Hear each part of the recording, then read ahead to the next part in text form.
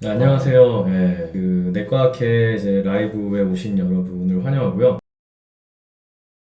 우선은 이제 앞서 말씀드린 대로 저희 오늘의 주제는 저는 이제 관상동맥 네, 석회화라는 주제로 이제 말씀을 드리게 되는데요. 앞서 말씀드린 대로 이제 경동맥 초음파도 이 환자의 현상을 진단하게 되는 하나의 툴로 역할을 하게 되죠.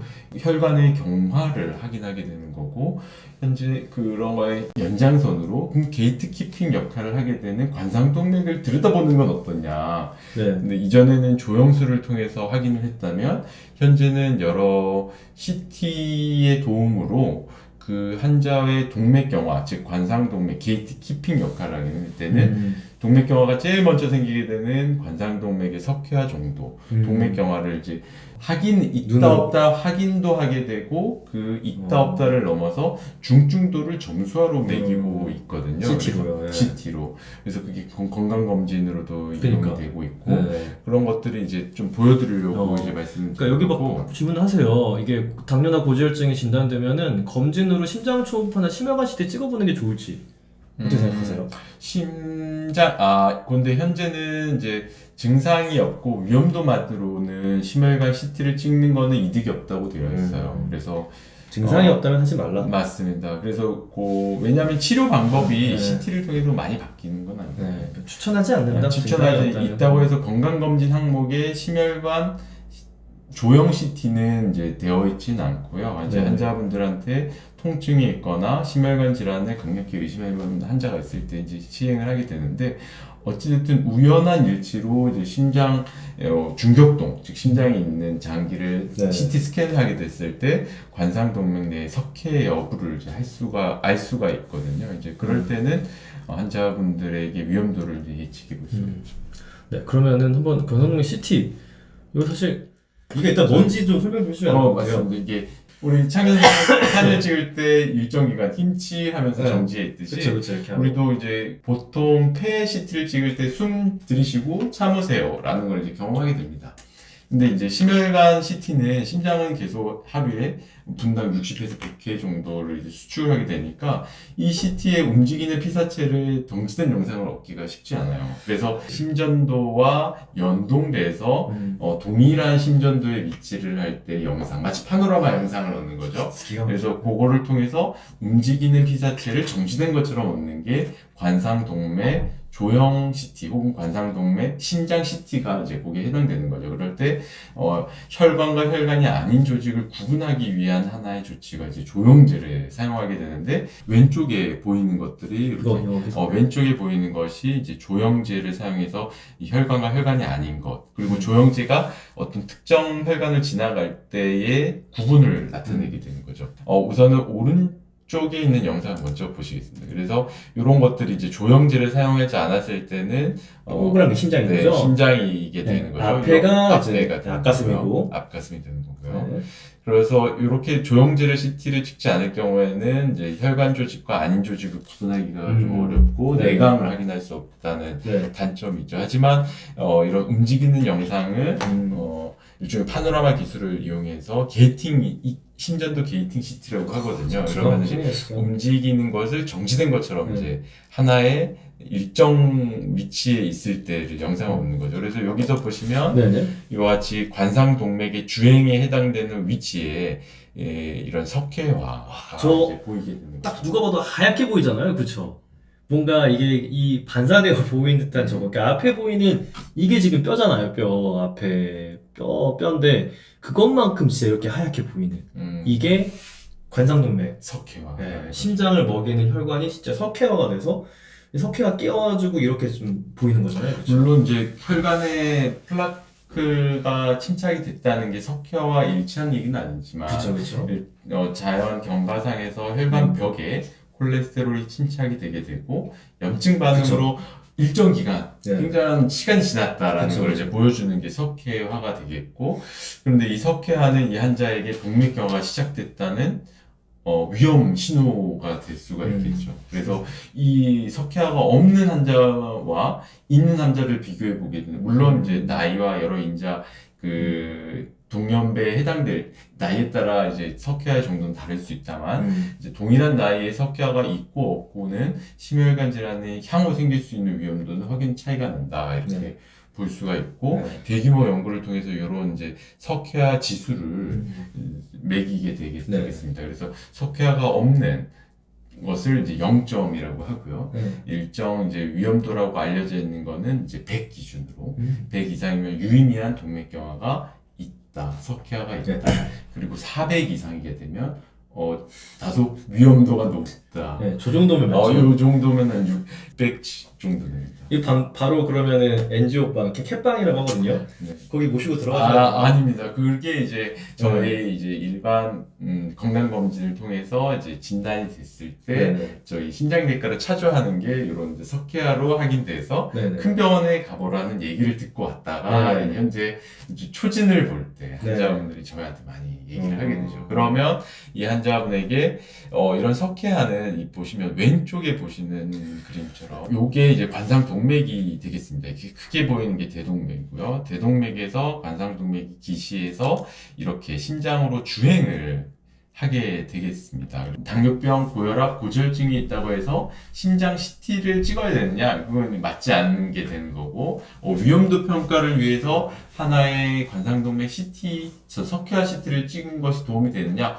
그거는 도움이 될 수 있습니다. 하지만 뭐 비용이라는 것도 들고 방사선 노출에 대한 위험도가 있기 때문에 그렇죠. 현재는 주요 이제 여러 유럽과 미국 가이드라인에서는 앞서 말씀드린 대로 나이, 고혈압, 당뇨병, 고지혈증의 여부, 흡연의 여부 이런 것들을 가지고 환자의 위험도를 우선 평가를 하게 돼 있고 그 위험도 평가에 기초해서 고위험도일 때는 환자의 치료 여부 혹은 흉통을 호소했을 때의 심혈관 질환과의 연관성을 확인하기 위해서 이런 CT를 이제 추천하게 되는 거죠.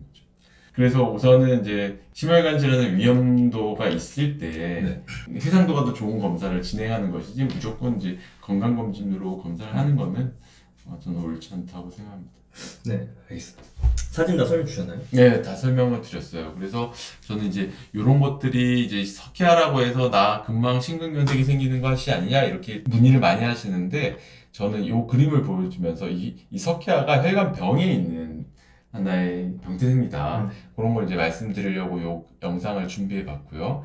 그리고 요즘 기술이 많이 좋아져서 혈관을 사행으로 이렇게 처음부터 끝까지 볼 수가 있습니다. 그래서 이 그림만 보시는 것처럼, 이 우측 그림에서 보시는 것처럼, 이 석회화는 혈관벽에 존재하는 거기 때문에 이 석회화가 있다고 해서 혈류 장애를 유발하는 내강의 협착을 의미하는 것이 아니어서 내강의 협착을 평가하기 위한 기능 검사는 별도로 따로 해야 된다. 이거를 이제 말씀드리고 싶었고, 이 석회화는 동맥경화가 시작됐고, 그 동맥경화가 얼마나 진행되느냐, 환자의 나이별로 이제 위험도에 대한 절대적인 수치가 상대적인 수치인 거죠. 그 수치가 다르게 있는데, 그런 것을 가지고 환자의 치료 여부를 결정할 때 도움이 되는 거죠.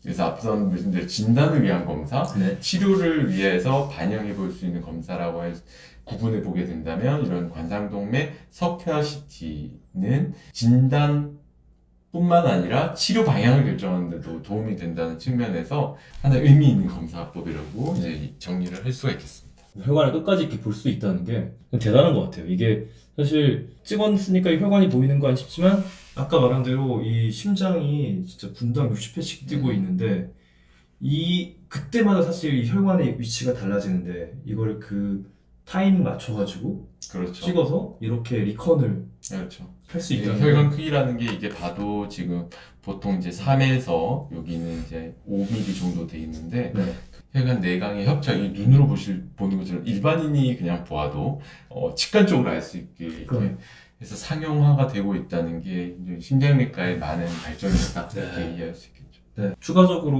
혹시 뭐 질문에 좀 답변 주실 만한 것들 있을지. 질문 내용을 보면 네.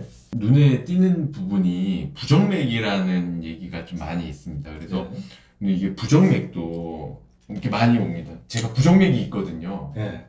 어떻게 해요? 그러면 이제 답답한 마음이 이제 답답하죠. 네네. 제가 부정맥이 있거든요.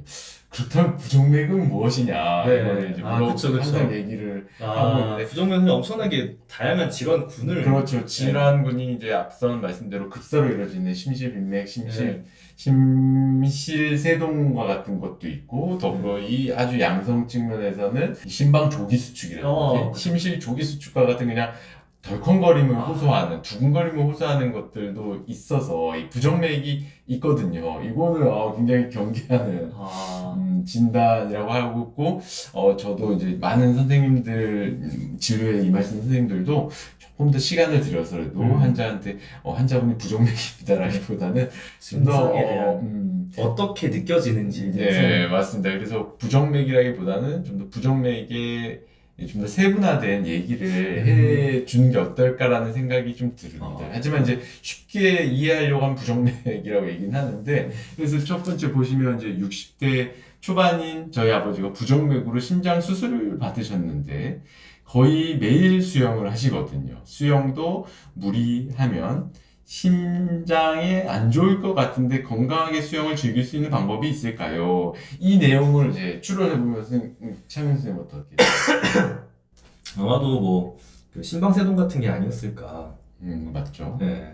그러니까 수술을 수술로 이제 얘기를 하신 그쵸. 거고, 네. 그리고 그로 인해서 거의 매일 수영을 하시거든요. 수영이 무리가 되느냐 이렇게 그렇죠. 이게 보면 이제 저희가 그냥 있는 이제 많은 한들 보니까 저 내용이 어떤 건지 알게 되는데 그걸 저희 용어로 다시 얘기를 해보면 60대 중반의 남성이 심방세동으로 인해서 증상이 있기에 네. 즉 증상이라고 하는 호흡곤란이나 두근거림을 굉장히 호소하셔서 약물 치료를 함에도 불구하고 심방세동을 조절하지 못해 심장 부정맥을 없애는 심방세동을 없애는 시술을 받았다는 게 되는 거거든요. 네. 그리고 이제 거의 매일 수영을 하셨으니까 심방세동이 이제 사라진 거죠. 좋아진 거죠. 그러면서 수영도 무리를 하면 심장이 안 좋을 것 같은데 그렇지는 않고 이제 그만큼 수영을 하신다는 얘기는 이제 심방세동에 의한 증상이 많이 완화되었다는 얘기고 그런 유산소 운동은 더불어 이제 혈관병이나 콜레스테롤 그리고 콜레스테롤 조절뿐만 아니라 이게 혈압도 조절하는 데 많은 도움을 되기 네. 때문에 환자의 이제 심박수를 충분한 우리가 목표 심박수라는 것이 있거든요. 그래서 뭐 220에서 나이를 얼마를 빼고 네. 이런 것들이 수치가 있는데 그 수치에 도달할 정도의 유산소 운동은 도움이 된다고 그쵸. 할 수가 있겠습니다. 네, 특히 60대 중반이신데 수영은 관절에도 괜찮아서 건강하게 수영을 즐길 수 있도록 수영복이라든지 수영모라든지 그런 거 선물해 주시는 게 차라리 네, 네. 네, 좋아하시니까 같이 네. 하면 더 좋죠. 수영만큼 좋은 운동은 없다고 네, 저는 쉽지 생각이 않습니다. 됩니다. 그만큼 좋은 게. 네. 그래서 그게 내용이 좀 눈에 띄게 되고 그 다음에 보면 이제 나가님이 주시는 이제 카페인 섭취하면 이후에 이제 비정기적인 심장 통증이 있다. 네. 그리고 카페인과 심장 사이에 상관관계가 있는지 궁금하다라고 이렇게 물어보셨는데요. 네. 카페인은 우선은 이제 각성 효과가 있어서 필요하죠. 현대인에서.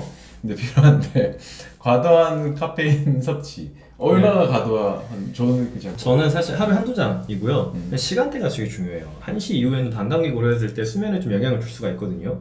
그래서 가능하면 점심 때까지만 마셔라.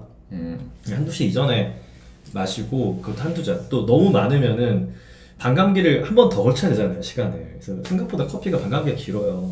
그래서 한두 잔 그리고 마지막 커피는 2시 이전. 그래서 아침에 한 잔, 한 1시쯤 한 잔. 여기까지만 마시는 게 어떨까라고 지금 이야기를 드립니다. 그리고 이게 카페인 섭취하면 이제 그 카페인 시간대가 중요하고 카페인의 과도한 섭취를 하게 되면 저희도 이제 가슴이 좀 그쵸. 답답한 네. 것도 좀 있는데 막 커피 마시면은 정상인들도 막 우스터미넛 마시면은 약간 두근거려요 실제로. 맞습니다. 네. 과다 카페인 네. 특히 이제 카페인 섭취가 이제 심장 통증과 관련이 있는지는 이제 보게 되면 이제 위장관 장애도 저는 분명히 있을 거로 생각이 돼요. 이제 심장 통증뿐만 아니라 이제 심장 통증이라는 건 어찌됐든 심장이 요구되는 산소 영양분보다 관상동맥이 공급을 못 해줬을 때 생기는 통증이기 때문에 작은 혈관의 수축으로 이제 생길 수 있는 문제도 있고 더불어 카페인은 위산역류와 같은 것도 직접적인 관계가 있다고 보기 때문에 것들이 직접적이 좀 더 그런 거는 진단, 감별 진단을 좀 필요한 게 되고 앞선 얘기한 거의 연장선을 보면 20대가 카페인을 먹어서 이게 심장 통증이냐 가능성 있을까요? 아, 이건 속쓰린 거예요. 아, 그렇죠. 유식도 염료가 훨씬 많아요. 무식도 네, 염료. 그래서 이 심혈관 질환의 주요 위험 인자로 카페인 섭취는 없습니다. 네.